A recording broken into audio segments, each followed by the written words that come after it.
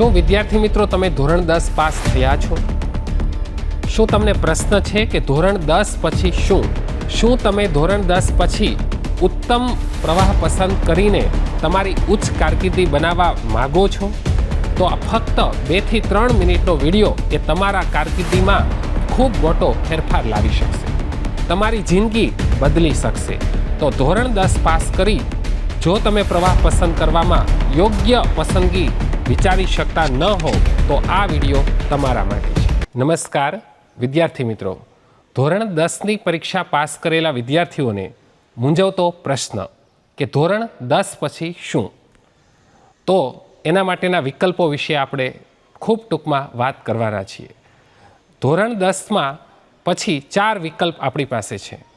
Science એટલે કે વિજ્ઞાન પ્રવાહ, કોમર્સ એટલે કે વાણિજ્ય પ્રવાહ અને આર્ટ્સ એટલે કે વિનયન પ્રવાહ અથવા તો ડિપ્લોમાના અભ્યાસક્રમો.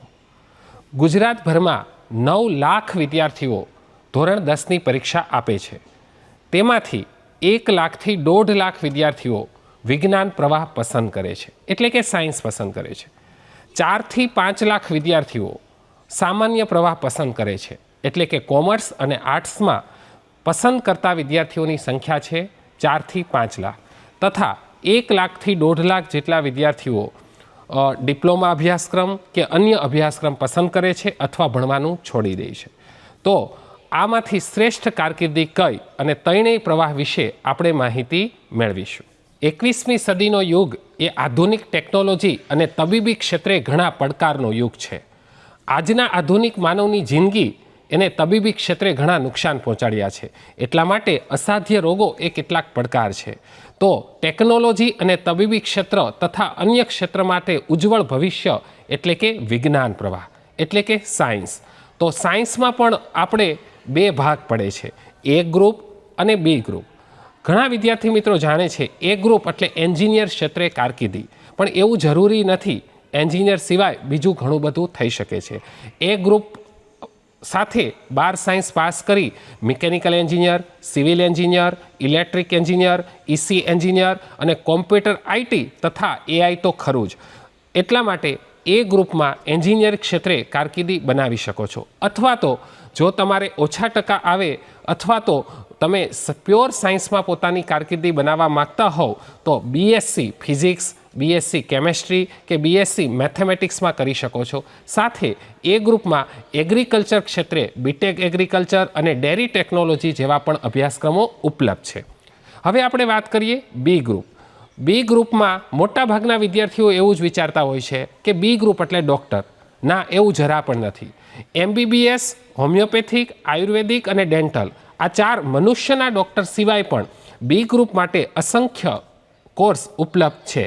એમબીબીએસ ન થઈ શકીએ તો હોમિયોપેથિક, આયુર્વેદિક જેવા ડૉક્ટરો આજે પણ ગામડામાં ખૂબ બહોળા પ્રમાણમાં પોતાની કારકિર્દી બનાવી રહ્યા છે તથા ખૂબ મોટી આવક મેળવી રહ્યા છે.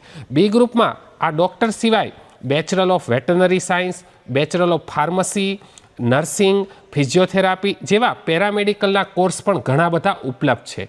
સાથે બી ગ્રુપના વિદ્યાર્થીઓ બીએસસી ફિઝિક્સ, કેમેસ્ટ્રી કે બાયોલોજીમાં કરીને પણ પ્યોર સાયન્સમાં પીએચડી સુધી જઈ શકે છે. એટલે આ ફિલ્ડ એવું છે જે પસંદ કરનાર વિદ્યાર્થીની સંખ્યા ખૂબ ઓછી છે તથા લોજિક સબ્જેક્ટ હોવાથી આગામી સરકારી ભરતીમાં પણ સાયન્સ પ્રવાહ ખૂબ ઉપયોગી વિદ્યાર્થીઓ મિત્રોને થતું હોય છે. સાથે સાથે ઘણા વિદ્યાર્થીઓ 11-12 સાયન્સ કરી સરકારી અધિકારી બનવા માગતા હોય છે.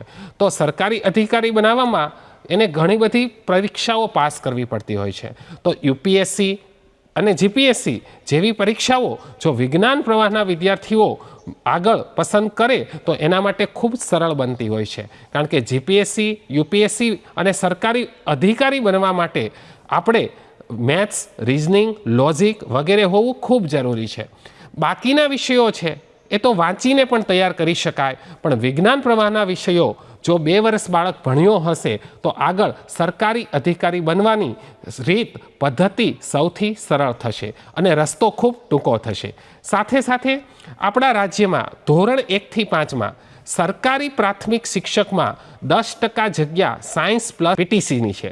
તો જે વિદ્યાર્થીઓ મધ્યમ વર્ગ અથવા આર્થિક રીતે નબળા વર્ગોમાંથી આવતા હોય ખૂબ ટૂંકા સમયમાં શિક્ષક બનવા માગતા હોય, સરકારી અધિકારી બનવા માગતા હોય તો એના માટે હું સૌથી ટૂંકો રસ્તો કહીશ કે વિજ્ઞાન પ્રવાહ સાયન્સ કરી 2 વર્ષ પીટીસી એટલે કે હાલ એ ડિપ્લોમા એલિમેન્ટરી એજ્યુકેશન કહેવાય છે તે પસંદ કરી પોતાની સરકારી અધિકારી બનવાની ઊંચા ગ્રેડ પેવાળી નોકરી મેળવી શકે છે.